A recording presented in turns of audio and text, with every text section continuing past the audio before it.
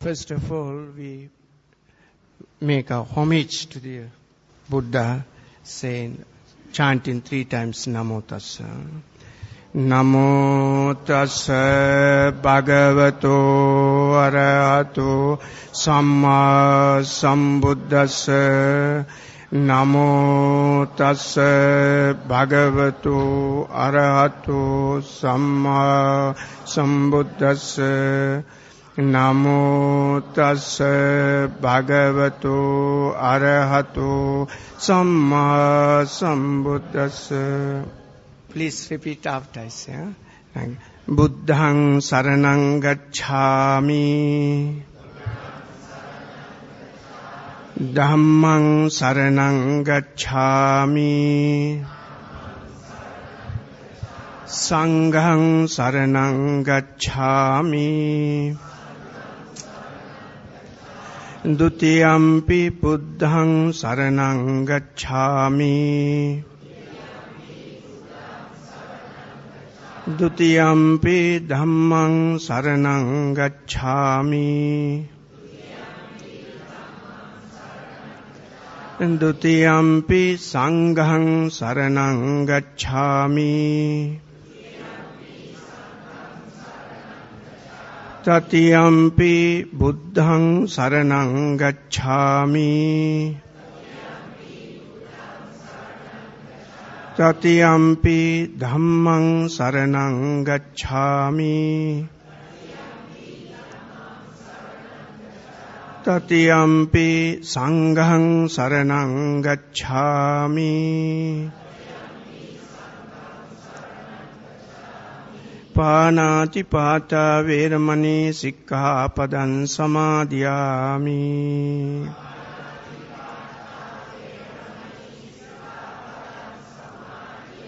Adinādāna vēramaṇī sikkhapadaṃ samādhiyāmi.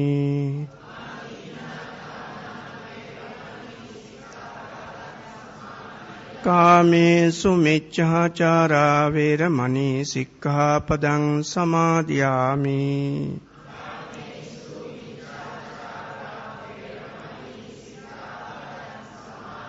Musāvādā vēramaṇī sikkhapadaṃ samādhiyāmi.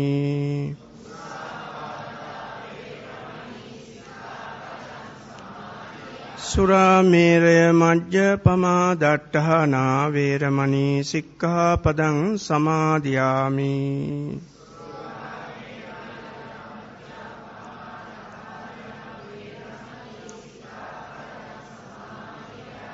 Tisaranena saddhiṃ pañcasīlaṃ dhammaṃ sādhukaṃ surakkitaṃ kattvā appamādena sampādeta.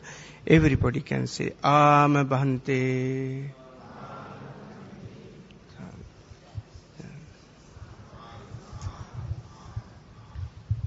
Thank you, Bhante.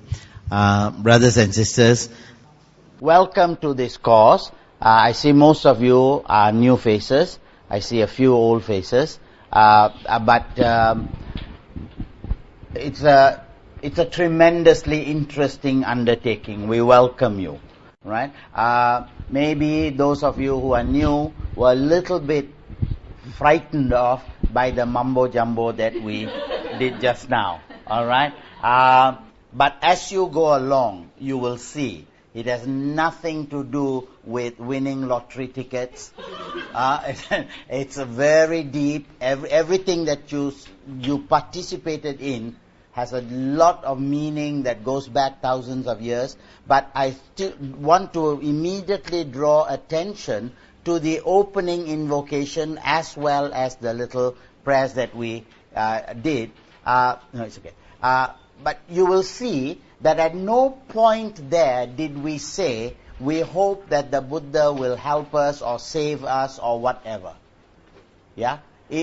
Buddhism, what Buddhism is, must be at the very beginning clarified. The Buddha did not teach Buddhism. The Buddha did not invent Buddhism. I am quite sure that if the Buddha came down today and saw what a mess we made of his teaching, he will be quite surprised. he will say, did I ask you to bow down 3 times? Did I ask you to do this, that, and the other? All right? Because Buddhism is the Dharma. That's the correct word. The Buddha taught the Dharma. And what is the Dharma? The Dharma is, Dar is to uphold. That which upholds the universe. What are the principles on which this universe operates? Yeah? We are not interested in who made the universe. Yeah? Whoever made it made a mess. Okay, so we are not too interested in that. The Buddha says, and the Buddha says that very clearly, your starting point is now. Your starting point is not the past, yeah, nor the future. And that is absolutely essential to grasp in Buddhism, that it is a religion which emphasizes the now. Because that's the only thing that you can have control about. You have no control over the past, it's gone. You have no control over the future. We don't know how the courts are going to react tomorrow. You don't even know when you walk out what kind of traffic jams are going to come out. We don't know what's going to happen. But we do know that this is the moment. And if each moment, this is central to Buddhist teaching, that if each moment you control and you avoid evil thoughts or whatever, you have in yourself, in your own hands, the key to happiness. Because that's what we are doing here. That's why we are sitting here, yeah, on a Saturday afternoon, and so many other things to do. We sit down and what are we here for? Oh, by the way, do you know what you are here for? You see, some people are saying they don't know what they are here for. You are here to gain happiness. Yeah, you're suffering here, sitting in these uncomfortable seats to gain happiness. Okay? And so, why is that so? Because you know that all the money that you can earn outside there, all the material gain that you can get, that has not brought you that ultimate happiness. You know somewhere along the line there is something more you want. All right? And the Buddha tells you that if you understand how the universe operates and you live in harmony with the operation of that universe, don't make unnecessary demands on that universe. When the tsunami strikes or an earthquake strikes or a cyclone strikes, don't ask why is it so. The Buddha says it is so. And how do you live with that? So that is what Buddhism is all about. All right? And the Buddha tells us, again, the here and the now. Don't worry about going to heaven. That's the flip side to that. Don't worry about going to heaven. Why not? Don't worry about going to hell either. See? So those two are in the future. But the Buddha tells us, as we shall study, the Buddha tells us, we can be in heaven here and now. Heaven is not a place you go to when you die, but heaven is a state of mind. Heaven is a state of mind you create, which brings you that happiness. And the Buddhist stand is, if every now you are in a state of perfect happiness, from this moment to the next moment, because this moment becomes yesterday. And the next moment, tomorrow, will become now. And if you go like that for the next 70, 80 years, enjoying every moment in perfect happiness, you do not have to worry about dying. Because you have already lived in heaven all your life here. Okay? And so, there is it stands to reason that you will go to heaven in the next life. There is no need to convert. There is no need to even convert to Buddhism. We don't care whether you convert or not. Alright? So all that you do is, if you follow these principles, we guarantee you that happiness will come. Okay? We don't guarantee to make you happy. We only tell you, we will teach you what the Buddha taught, and you make yourself happy. because we follow the principle that if you go to a doctor and you tell the doctor I'm sick and the doctor gives you medicine, you can't tell the doctor, hey doctor, I know you're going to charge me a lot, I pay you double, you take the medicine. So I don't like medicine. Okay, we don't say that. You have to take the medicine yourself. So these are things we are putting in place. All right, we will. The teaching of the Buddha is to open your minds to rationally look at the world, understand that world, and proceed from there. Okay. Now, it comes here. Don't you feel confused by a self-proclaimed divine messenger who urges you to embrace his creed? I'm sure you have seen all that. Yeah. By a faith healer, by a religious group warning you against the devil. Now, none of this is terribly important. Okay. However, when most of us have been through that. We have had people knocking on our doors and telling us that they can save us, that they know the truth, and so on. And then you go to some other place, somebody else comes and tells you, no, those guys are going to hell. Yeah? We will show you the real heaven. And then you go to the third place and they say, no, they both are going to hell. We are the ones we've got. All right? Now, the same thing happened during the Buddha's time. During the Buddha, this is actually something that we are very proud about, because it was said 2,500 years ago, and it is so far ahead of its time. All right? Just like today, the young people during the Buddha's time, they were confused. Because every religious group, by the way, there were 62 religions existing in India during the time of the Buddha. There were 62, and the Buddha studied all of them, rejected all of them. That's later. All right? But what the Buddha said was, these guys came and said, we are confused. Everybody tells us they have the key to the truth, but we do not know. Teach us how to choose a religion. Now, in any other religion, the leader would have said, that's a stupid question. Of course my religion is the best. You have come to the right place. Yeah? And instead of saying that, the Buddha did not say, believe me. That's another thing we have to understand about what Buddhism is. Buddhism is not a religion of faith. We do not ask you to believe blindly just because the Buddha said so. The Buddha himself gives us the authority to question. And the Buddha gives an example. He says, if I close my hand like this, my fist like this, and tell you, I have a diamond in my hand, yeah, and you believe me because Uncle Vijaya says so. All right? But that is faith. You do not know. And that faith can easily be broken. But if I open my hands and you see that there is a diamond, there is no more faith required. You cannot go back. You cannot have any doubt. You have seen it for yourself. Now that in Buddhism, finish, belum start pun. Okay, right. Okay. You'll have to keep something. Okay, right. You see, so that is what the Buddha says. The Buddha says, you must question.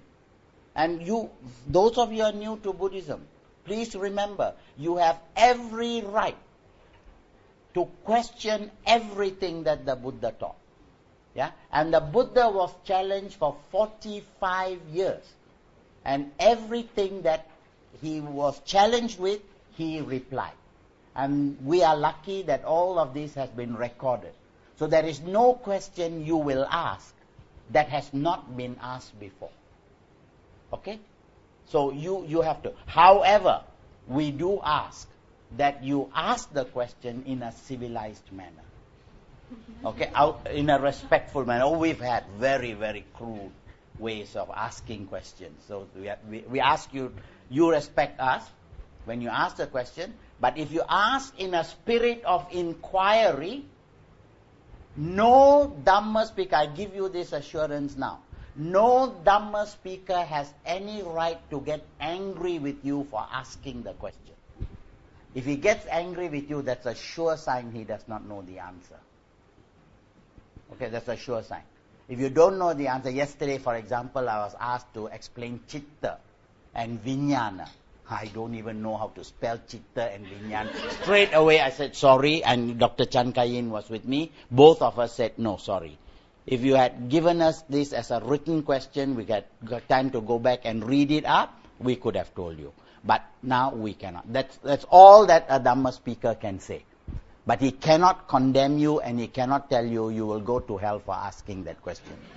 Okay? Right. Now, so when these young people comes, what does the Buddha say?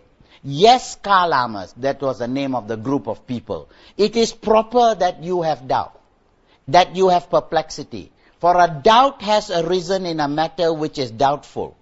Now, do not be led by reports. We know how many religions they stand up and they bear testimony. The testimony, I was not present there. So if he wants to tell me that that is what happened, don't believe it. With an open mind, accept it, but don't believe by reports. Alright? Or tradition.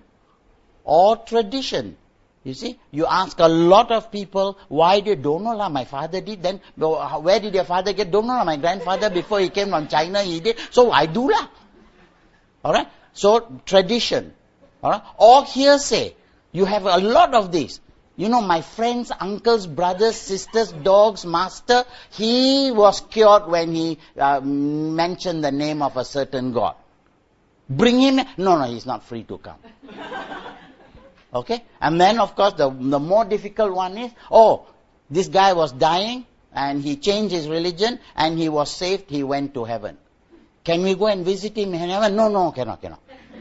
Okay? But what proof do I have? You don't ask that question, you'll go to hell. Okay? So these kind of things, the Buddha says, don't fall for it. Yeah? Be not led by the authority of religious texts. The Buddha says that what he's saying is, he's talking about himself. He says, don't believe everything that's written in your Buddhist text. Don't believe that. Don't believe it, but read it and understand it intelligently. When you understand it, you will have realization. Why do we say this? Because we are confident in our teaching. Because we are confident in our teaching, we say, go ahead, challenge it. If I was not sure, that's when I'll say, don't go and study other religions. We say to you, go and study every other religion. You compare. Okay? Then, nor by mere logic. Sometimes it may be very logical, but logic is not necessarily spiritual. Okay? Or inference. Or by considering appearance. Nor by the delight in speculative arguments. This is something you've got to be very careful about. Some people can come here and stand and talk very cleverly. And you can be mesmerized by what he says. And the way he says it. I mean, this big, loud thing and singing and all of that. And wow! You get carried away. And the Buddha says, watch it. Use your intelligence. Are you getting carried away by the glamour of the thing or by the reasoning behind it? Okay? Right. Nor by the idea, this is our teacher. Just because the Buddha says it, don't believe it. The Buddha said it. There might be something to it. Okay? But you have to find it out yourself until the realization comes. Once you realize, you cannot lose your confidence. Okay? Some religious groups use slogans until a person succumbs to those suggestions. Okay? Do not blindly believe a tradition or the sacred scriptures. The Buddha warned us against logic and opinion. The highest truth is beyond the ability of an untrained human mind to reason out logically. For this, I will quote from Taoism. Yeah, Lao Tzu, in the first verse of the Tao Te Ching, he says, the Tao which can be talked about, the Tao which can be discussed, that is not the Tao. Yeah? For example, you cannot You cannot ask, there's a blind man. And the blind man, he's been blind from birth. And he asks you, hey guys, you guys always talk about blue, the sky is blue. What is blue? You try explaining it to a blind man. Why? We don't have the language. He does not have the language to understand what we mean. All that we can say is not black, and he'll say, what's black? You see? Similarly, certain truths cannot be understood by logic, by reasoning. Okay? So, we have to be worried. The highest truth is beyond the ability. So, we have to have that kind of humility to say, for the time being, these difficult things I cannot understand. I do not understand what is nirvana. So I will not. I don't even know whether karma or the rebirth, these things, I don't know whether it can be true. So you can put it on hold for the time being. You don't have to believe that. There's a lot of other things about this life which you need to study. Okay? Right. Now, man is a hive of opinions. Unless he's open, he's a prisoner. But kalamas, when you yourself know, not because the Buddha says so, when you yourself know what is bad. What is bad in Buddhism? The definition of good. For something to be considered good, it must be beneficial to you. And it must be beneficial to the other party. When it is mutually beneficial, then it is considered good. But if it is good for you, but not good for the other person, then it falls off. It falls apart. Okay? Right. And censured by the wise. Now we will learn what we mean by wise. When you yourself know these things are good, not blameworthy, but praised by the wise, accept and practice them. Yeah? Before doing, we ask, is this wholesome? When it performed, does it bring happiness to ourselves as well as to others? Okay? Right. The Buddha was open-minded about other religions. I told you there were 62 religions. And the Buddha said, somebody came and asked, actually his foster mother, Mahaprajapati Gautami, came to the Buddha. That was his aunt. And she said, how do I tell what is a right religion or not? How do I believe?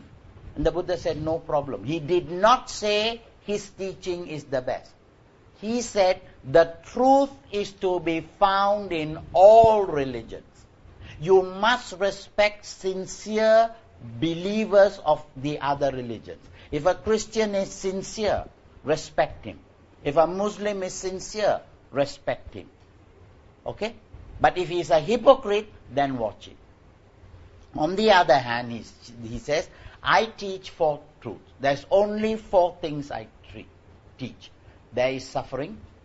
This suffering is caused by craving. This suffering can be ended. And there is a way out of this suffering. I only teach these 4.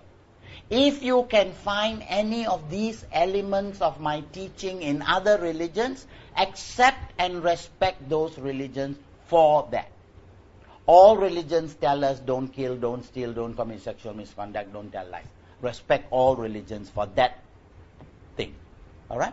But Buddhism goes beyond, and Buddhism talks about no soul. Buddhism is the only religion that talks about no soul. Yeah? And there we part company with other religions.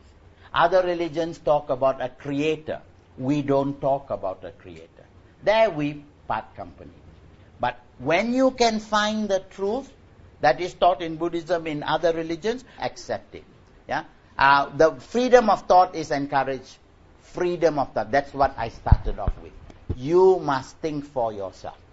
But before you can think for yourself, you must have the equipment with which to think. That is why we conduct courses like this. We provide you with the basics. Then, based on what you know, you start. And you go deeper and deeper and deeper. Okay? Right. The practical approach, Buddhism and science both advocate free inquiry. One of the principles of, you see, the Buddha says,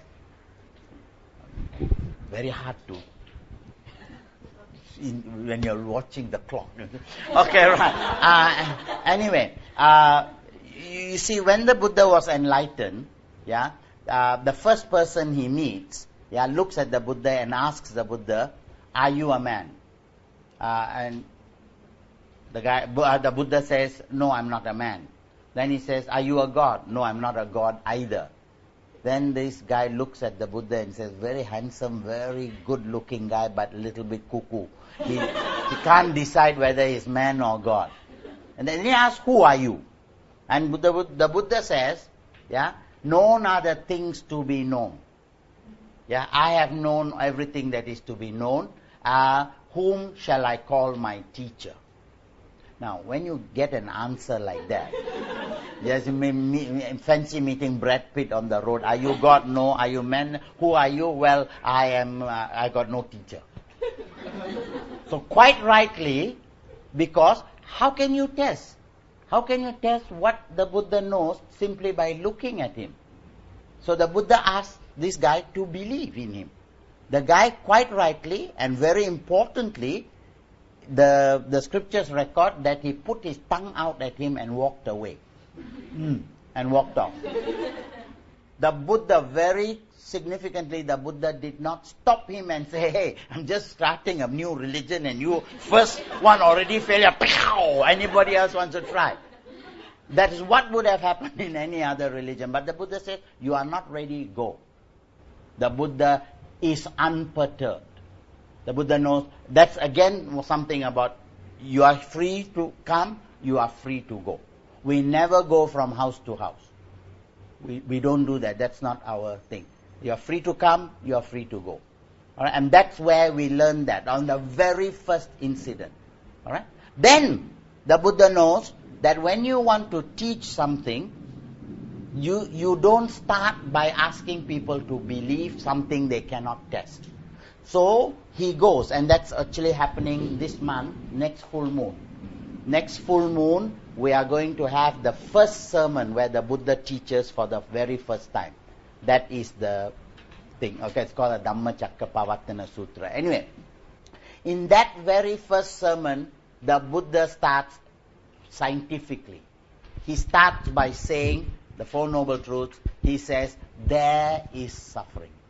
Now, there is nobody, there were 5 people listening to him, nobody could have said, "Hey, where got suffering? You prove to me." Then, in case there was a doubt, he says, birth is suffering, old age is suffering, disease is suffering. What you want, you do not get. What you do not want, chases after you. All these kind of frustrations, physical and mental. That is observable phenomena. That is the method of science. When he starts that way, the listener cannot argue. The listener sits down and watches. Earlier on, the guy could argue. I don't believe. In this case, we are not asking you to believe anything. We are asking you to observe. Free inquiry, freedom from authoritarian dogma. The Buddha discouraged the vain search after speculative issues. This is exactly what Lao Tzu says also. Don't talk and talk and talk and talk about things colorblind. You don't waste your time telling the blind guy what color blue is. And he can ask you more and more questions. You can give more and more answers. You waste your time. And so, like the Taoists, keep quiet. Just keep quiet. Okay? And I must share this brilliant thing with you.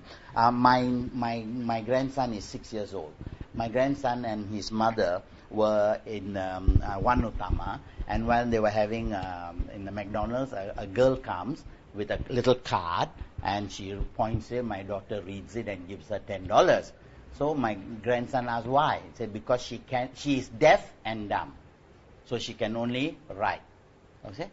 My grandson stopped for a few minutes and he said, "Wow, must be very peaceful inside, huh?" Don't you think? Don't you think? And he's only 6 years old. My grandson now. Okay, right. Okay. Right. He doesn't get it from his father, though. Okay, right. All right. All irrelevant. That's another thing about Buddhism and Taoism. You may be wondering why I'm always talking about Taoism as well. Not to worry, buy one, free one. Okay, right. Don't waste your time about irrelevant issues. Get to the pokok bicara. That's what the Buddha says. Don't waste your time. Yeah? All that you have to do, the Buddha says, these are the 4 things. And the Buddha says very clearly, yeah, you have a problem. Yeah, don't worry about where the problem came from. Worry about now, how do I get out of the problem?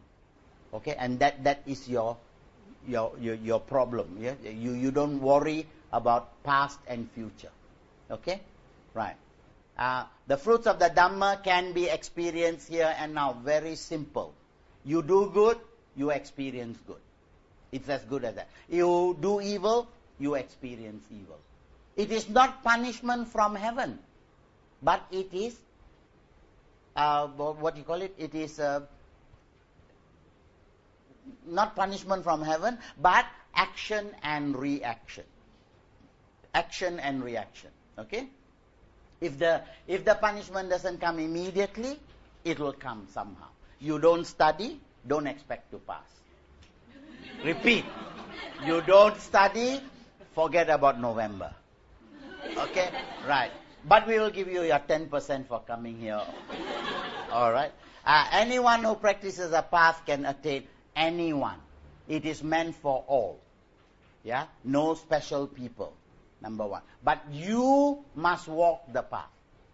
In Buddhism we say, just praying to the Buddha and offering flowers will get you nowhere, if it is done without understanding.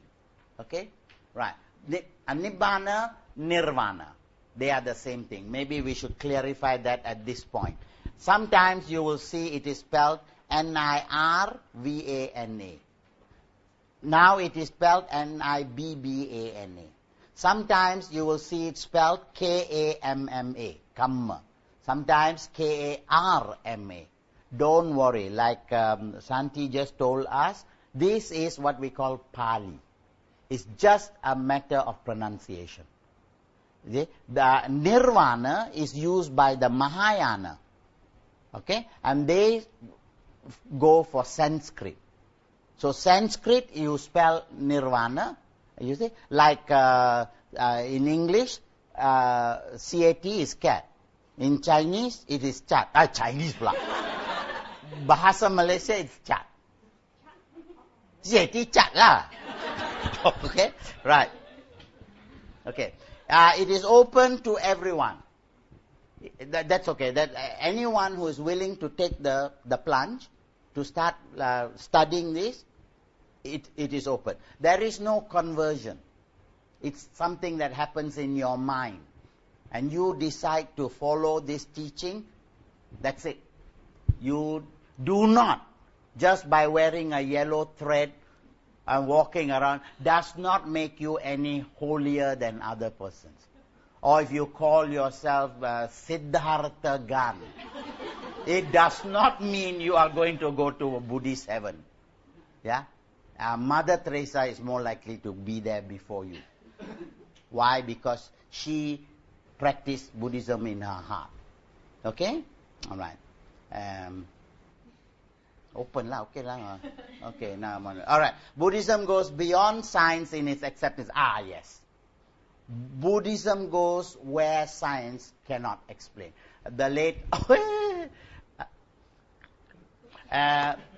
Dr. Mahathir, the former Prime Minister, he said science can explain what? Science can explain how. Science can never explain why. Why are we born? Why do we die? Yeah? Why is there happiness? All of this, the why to get the why, you need religion. That is a spirituality. And Buddhism goes beyond science, though. Okay? Right. Buddhism alone says that the riddle of existence can be solved. What does that mean? Most religions ask you to believe on faith. And usually we like to use the adjective blind faith. In Buddhism we are told there is no room for faith. There is a room for what we call saddha. Saddha means a confidence. Most of you, since September the 11th, you may have been asking yourselves, why is it that everybody else seems to be at each other's throats? All right? They seem to be destroying, killing, hating. But the Buddhists seem to be peculiarly lazy and close their eyes and passive. It's not that they are passive. All right? Because they see that the real meaning behind the universe. The real Taoist has no room, no time to go around disturbing the universe. He's more interested in calming himself from within. All right? And if you understand the universe, you understand this problem of existence, then you will live according to that. And you will gain harmony within. And this nirvana that we talked about is not something, it's not a place you go to when you die. It's not heaven. It's a state of mind. The Buddha was only 35 years old when he attained nirvana. He died at the age of 80, 45 years later. But he was in a state of nirvana. You don't go to nirvana. You attain nirvana. Okay? Right. Science is not concerned with moral consequences. Science can do for you the clothing, science can do birth control, science can do all those things. But science is not interested, is it right or is it wrong? Yeah? That is the area of religion. Okay? We need science because science is an agent of change. And one of the central teachings of Buddhism is change. One of the reasons we suffer is because everything in this world changes. Everything in this world changes.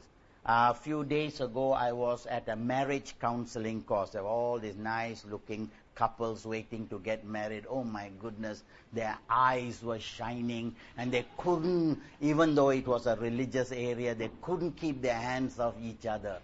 And I was looking at them and say, okay, this is courtship.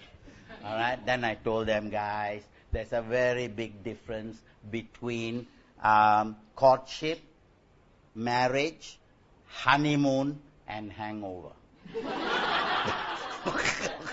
Okay? Everything changes. I think some of you have heard this story over and over again. I'll repeat it.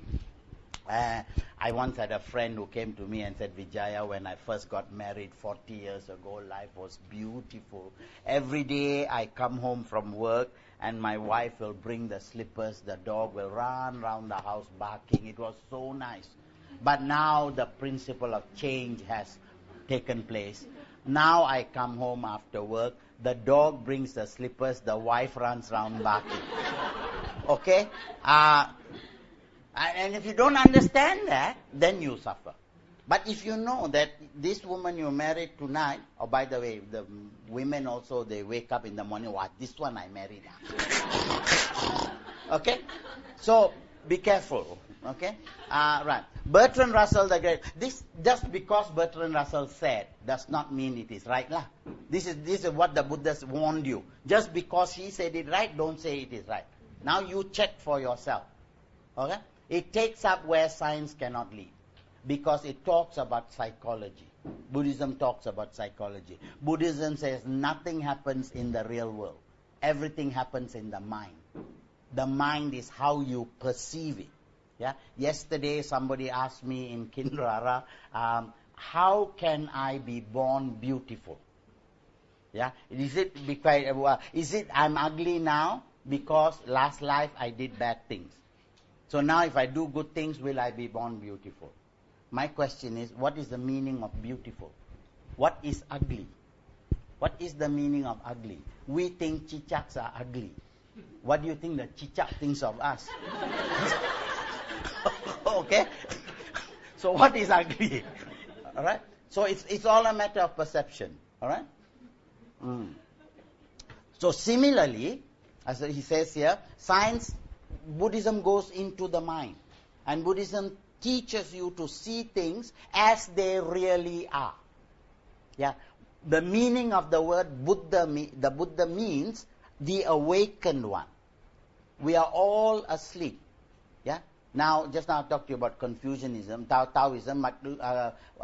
A Taoist philosopher, his name is Chuang-Tzu. Now, don't tell me how to pronounce Chuang-Tzu, but Chuang-Tzu, he said, last night, Chuang-Tzu dreamt of a butterfly. But today, Chuang-Tzu wants to know, did Chuang-Tzu dream the butterfly, or did the butterfly dream Chuang-Tzu? Who is dreaming whom? Is this a dream? Are you actually dead? And when you die, you are awakened? Maybe this is all a dream. When you see reality as it is, that is Buddha's point. When you see things as they really are, then you will not have problems. So your task now is to learn to see things. Is there a Vijaya here? Yes, there is. But is this Vijaya real? My next question always is, where is that cute little baby that was born 68 years ago in Sraman? It has become the cute little man talking to you now. But when cute little baby became cute little man, where did cute little baby go? It didn't go anywhere. There was no baby. There was only a process. And this cute little baby became man, became old man, will become corpse, and will go on. Where is the real baby? Then the next one, of course, I have to tell this. When I teach world religion, one student told me in an exam some time ago, Malay never eat pig. In the exam he wrote down, we are talking about Islam. So he said, Malay never eat pig. I said, Vijaya also never eat pig. Vijaya eat pork. Okay? What is the point? The point is, there never was a pig. When pig became pork, there never was pig. Pig is only a combination of parts. And when it takes into that particular combination of parts, we call it pig. Now, water. Is it water? It's H2O. It's hydrogen. It's oxygen. What is hydrogen? What's oxygen? Molecules. What are molecules? Protons, electrons, neutrons. So what is this? Energy. It's not there. It's just a convenient term that we use. When we understand that there is no I here, then there is no my. When there is no my, there is no grasping. When there is no grasping, there is no frustration. Okay? Again, this watch is a nice watch, right? This watch was given to me by my son-in-law. Okay? Nice son-in-law? Think again. He went to play golf. In the competition, he got first prize, which was 6 bottles of whiskey. This is the free gift that came with the... He kept the whiskey and he gave me this. Okay, I'm walking... Now I know things as they really are. I'm walking along the road and somebody mugs me and says, give me your watch. Will I have any problem giving up this watch? I will say, buy one, free one, take my son-in-law also. Okay? Okay, but the point is, Buddha means awakened one. The point again is that we have to wake up, and that's the task ahead of you, to wake up to see things as they really are.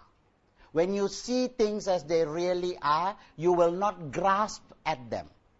When you don't grasp at them, you cannot be frustrated. I cannot be frustrated when I lose this watch. It's something that I don't want. I have grown up. I don't need it. I can do without it. It's valueless. You see? So if anybody takes it. But if it was something that was worth a lot of money, then, if it's worth a lot of money also, I couldn't care two hoots. But it was something that was very close to me. Yeah? Giving it up would be very, very difficult. Okay? So, that's nirvana. What is nirvana? Very simple. Absence of craving. When you stop craving, What do you crave for? You crave for life. You crave for your senses to be satisfied. That is craving. But when you stop all that and just let go, we call it renunciation. That is happiness. That is true happiness. We must, at this point, what Buddhism is, Buddhism promises you happiness. Yeah? But before you can attain happiness, you must understand happiness is not pleasure. The world is chasing after pleasure, thinking it is going to get happiness.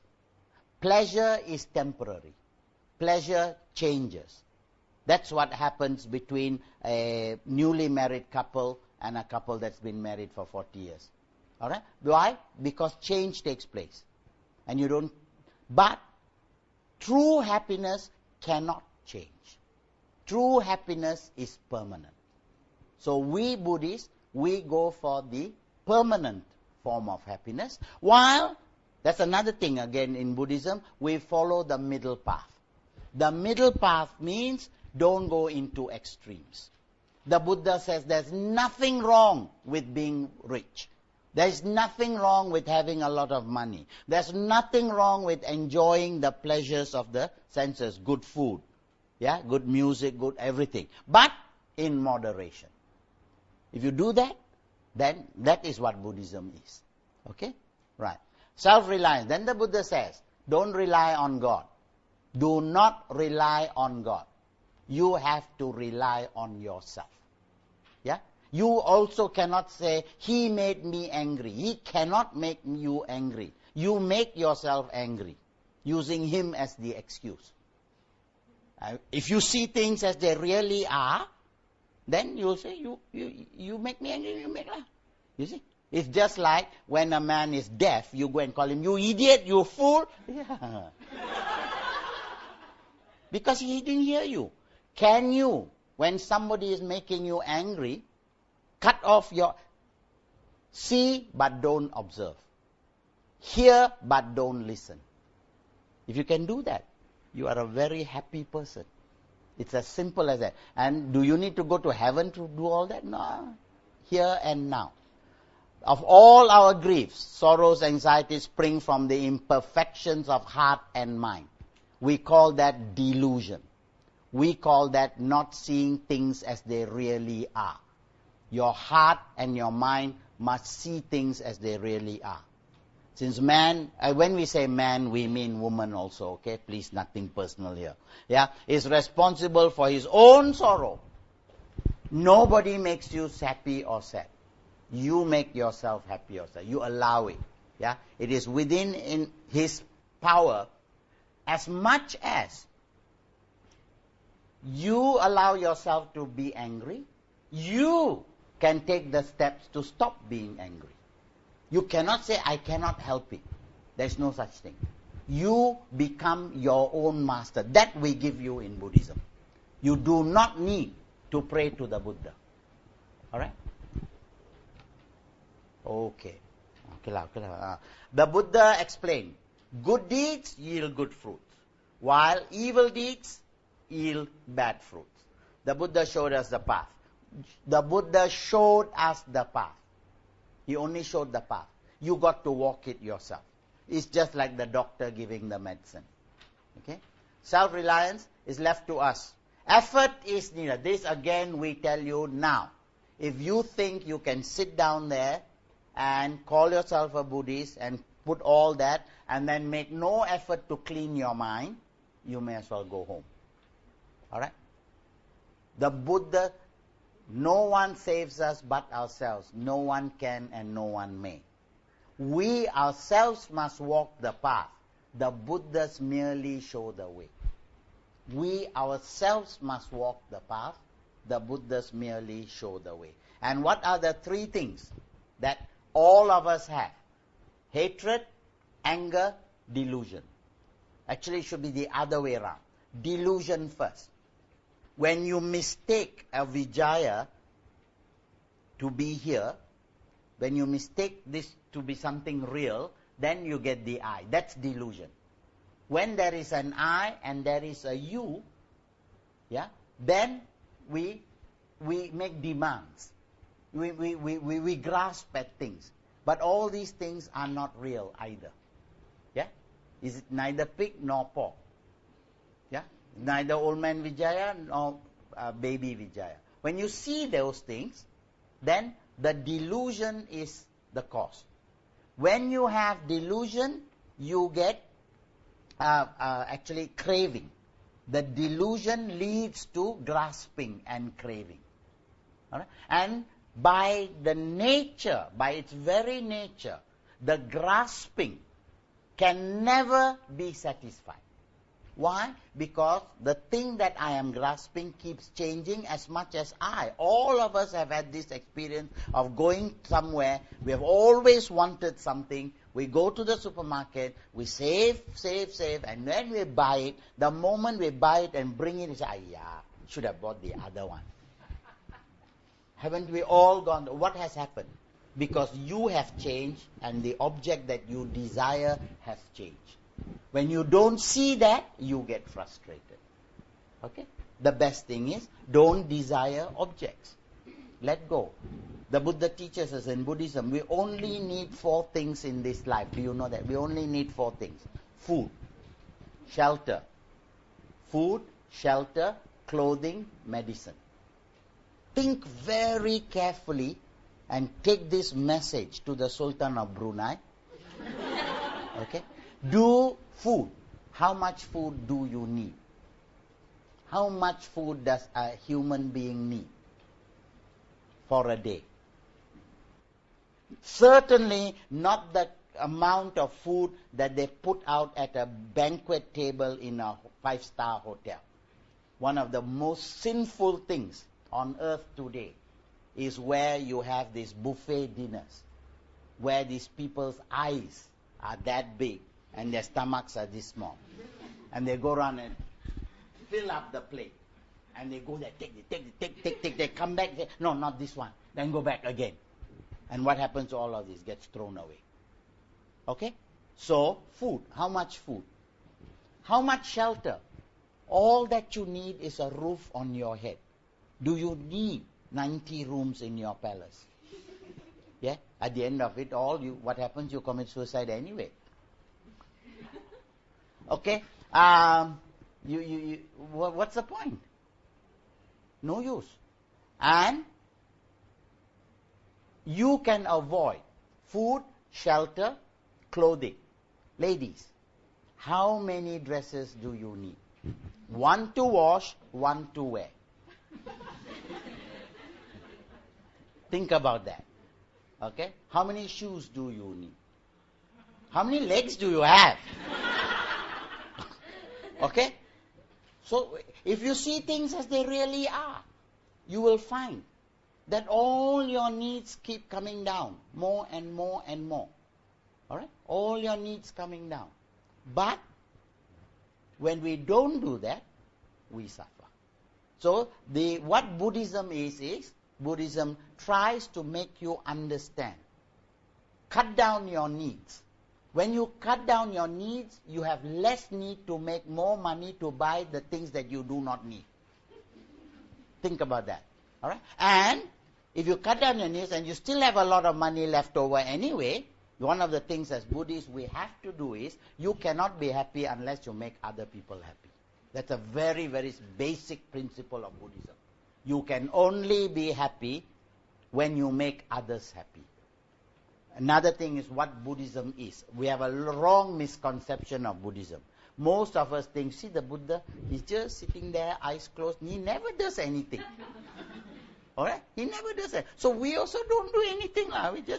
Most of the third world countries are Buddhist, you notice that? Because we've got this wrong impression. Luckily we got Confucianism. That tells you, no, this is all rubbish. Go and do something, make your life. See? But we've got a wrong understanding of Buddhism. Buddhism is not that at all. Buddhism, 5 precepts. Do not kill, do not steal, do not commit sexual misconduct, do not tell lies, and do not take drugs. Those are all negative. But it's not, I will not kill. Oh, no. It is while I will not kill, I will actively promote life. While I will not steal, I will actively promote the lives of others, the property of others. Yeah? While I will not myself commit sexual misconduct, I will not go around blowing people up. And same thing with lies and same thing with the thing. It is not only negative. Buddhism is a very, very active religion. You have to practice, and the more you practice, the more you lose yourself. The more you concern yourself with others, the less important you become. The more your I gets pushed down, down, down. When there is no more ego left, you can't do anything to me. It has been said, beware of the man. Beware of the man who does not want anything. And in today's Malaysian politics, everybody who wants something is the one who is suffering. Whereas we Buddhists, nothing. You take lah, you take lah. Of course, we cannot hope for it, but so we say, you take lah, we let go. You see how to be happy. Let go. Okay. By self is one defiled, by oneself is purified. There is no devil to make you commit sin. You commit the sin. Later we'll study this. Buddhists have no concept of sin. We don't believe in this thing of sin. Sin means something that God tells you don't do, you go ahead and do it. That is sin. But we say there is no God, so how can there be sin? Okay? And by self is one purified. God cannot purify you. No one can purify you. You have to purify. What is purify? Purify is not take a bath. Purify is wash up your mind. Kill your delusion. Kill your hatred. Kill your frustration. Kill your anger, hatred, greed, jealousy, fear, worry. Oh, a lot of work to do. Okay? But you yourself should walk the path. The Buddhas merely show the way. No blind faith is necessary to understand the Dhamma. The truths of the Dharma. You notice Dhamma? Then you read the books, it will say Dharma. Same. Okay? Right. The truths of the Dharma can be tested and verified by personal experience. Okay? Faith is to believe something which your reason tells you cannot be true. Faith is something which your reason tells you cannot be true. Faith is when you believe that somebody was born of a virgin. That is faith. Alright? But your reason tells you cannot be. And in Buddhism, we say you don't need that type of faith. Oh, I don't believe in karma. Why you talk about karma? Nobody asked you to believe in karma. Oh, I don't believe in rebirth. Nobody asked you to believe in rebirth. Because nobody has come back from the other side. Has your cat ever told you, hey, you know, actually I was your uncle last life? Okay? So the Buddha tells you, that's something you cannot verify. What you cannot verify, leave it for future. That will come. Like now, of course, I believe very strongly in it, but that is at a very late stage. But at a beginning stage, all that you have to believe is, see things as they really are. Okay? For if your reason approved of it, there is no question of faith. The moment you realize, there is suffering. Do you need faith to tell you there is suffering? No. Do you need faith to tell you that if you don't want something, nobody can take it away from you? That's what the Buddha says. Appeals to you. See things as they really are. Don't believe things on faith. Okay? Confidence, we use the word Shraddha. S-A-D-D-H-A. Is the product of reason, knowledge and experience. That is the Buddhist aim. Yeah? When it is developed, confidence can never be blind. Okay? To the Buddhist, the Buddha is the greatest instructor in the Dhamma. There is nothing that is impractical or irrational. The Buddha practiced what he taught what he practiced. The Buddha always said, ehi passiko. You see, maybe I should explain this to you at the early stage. You will see the Buddha statue, sometimes he's seated like that. Yeah? Sometimes he's got his hand up there, sometimes his hand there, sometimes his hand there, like he doesn't know what to do with his hands. Like that's not it at all.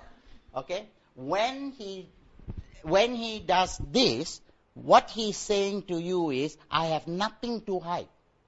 Not like the Shaolin master who keeps one secret from his disciple. All right? Just before he dies, he tells it, but then he's dying, so he can't remember, so he doesn't tell it. Okay?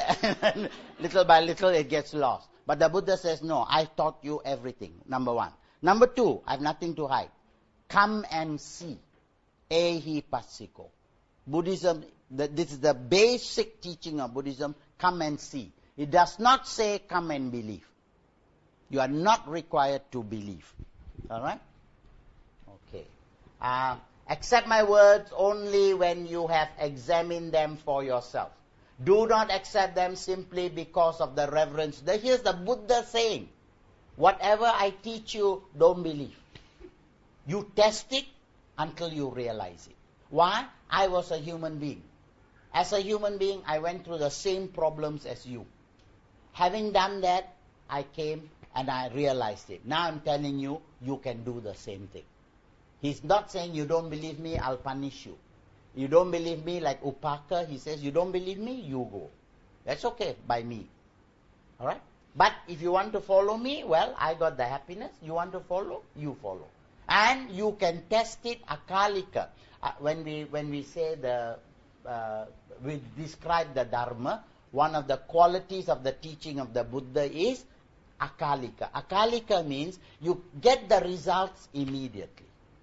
Don't wait until you die. Okay? Right. But those who have faith in the truth are determined in the path they will find. You have to be determined. It's very, very easy to fall and lose your faith. A lot of people do. I pray to the Buddha so much, and then the Buddha doesn't give me what I want. Then the Buddha said, did I ever promise you I'll give you what you want? Did I ask you to pray to me? I asked you to understand that this is the way the world crumbles. Don't get angry with the Buddha for tsunami. Tsunami is to do with plate tectonics. Don't go and stay in those low-lying areas. Then you're going to live in the mountain. Earthquake pula. Okay? So where can you run? The Buddha says that. Where can you run? You cannot run anywhere. He says, not in the cave or not in the bottom of the sea. Is there a safe place? Think about that. Where the only safe place is your mind, which is free from desire. Okay? Practice the Dhamma, 3 things. You are now in the first stage, to study. Pariyati, Pratipati, Pativeda. That is just to impress you, so don't try to. Alright. Pariyati is what you are doing now, study. Study is no use. All of you are now, everything is going in, taking notes and all that. Any tape recorder can do it. So if you have done this well, next life you'll become a good high-class tape recorder. Okay? Okay? That's not good enough. Okay? But whatever you learn, you must practice.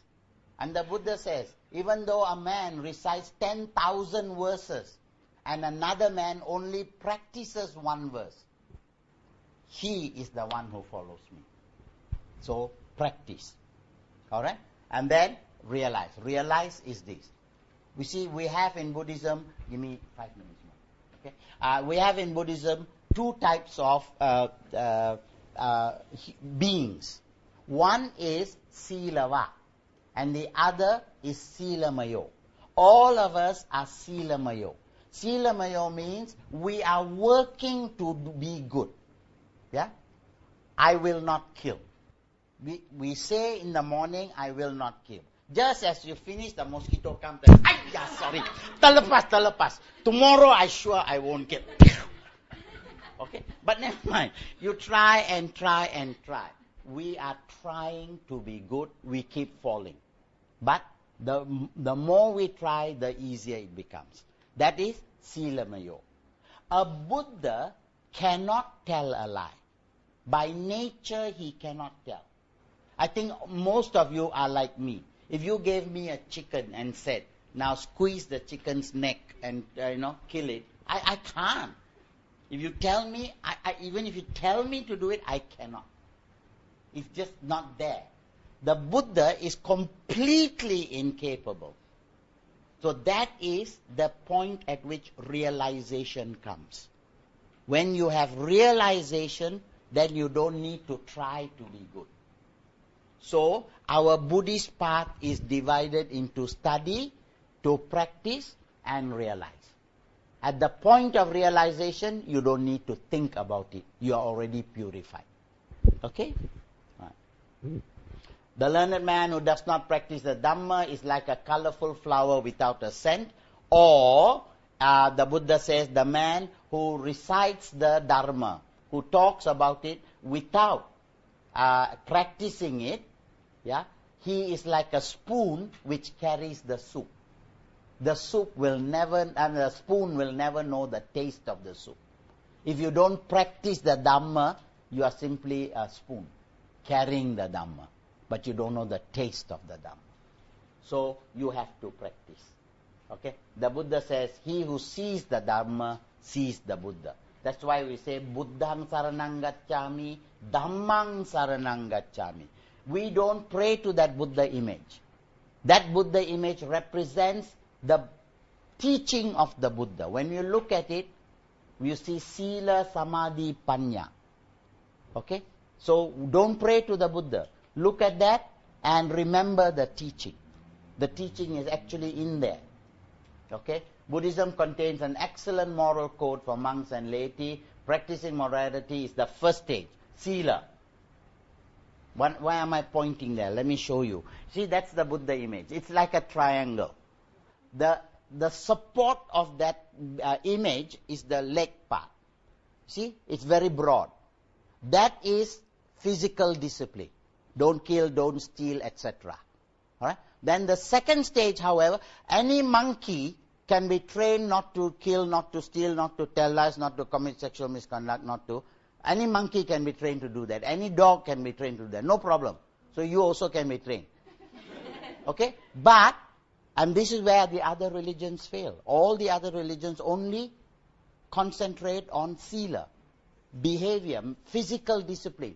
The Buddha says from there you got to move on and discipline your mind. If your mind is disciplined, your body follows automatically. Sila va. You see? So the Buddha says, of course you got to start with the body. Having done that, you don't stop there. You got to go to the next stage. You got to develop the mind. Once your mind has been developed, you are all potential Buddhas. You all have the Buddha nature in you. And when your body is disciplined and your mind is cultured, then you become a Buddha, which we call Panya, wisdom. Sila, Samadhi, Panya.